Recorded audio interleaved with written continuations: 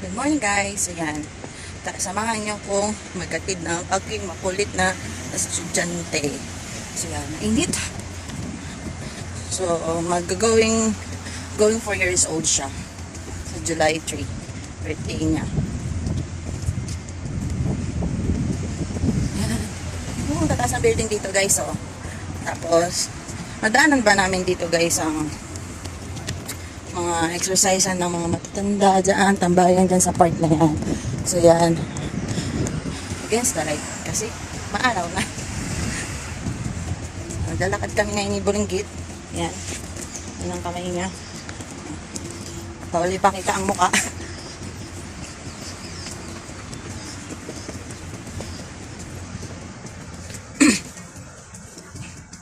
Dito, attention ko ka dito.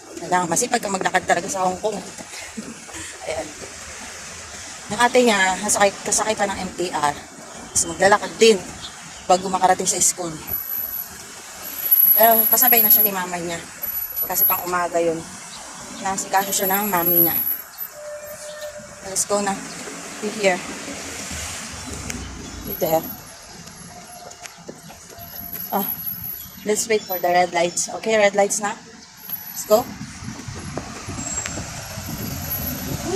Yun o, di ba? Mga nagkatawiran yan.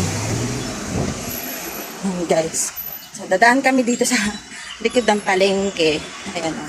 Likod yan ng palengke, guys. Yan. So, likod yan ng palengke. PS. Ito sa Hong Kong.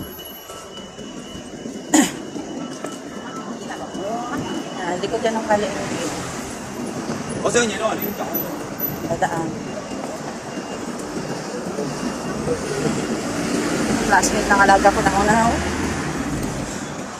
Usually, 8:30 kami maalis ng bahay. Ngayon, tinanghali kami. Kasi, bagal niya kumilos pa. Bagal niya talaga kumilos. Dito talaga mga bata, guys. Para silang, late development. Napaka-slow. Lalo na sa pagkain, guys.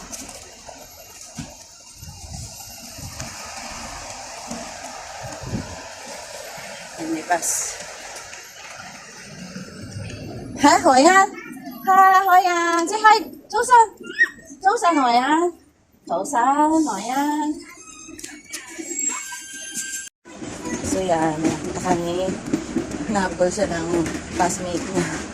Nasa likod namin pala. Pati parents na. Ayan. Nasa likod. So, nandito na tayo sa school ng aming alaga. Ayan. Dito na tayo. Ayan, guys. So, babay mo na. Ayan, guys. Ayan sila. Ayan.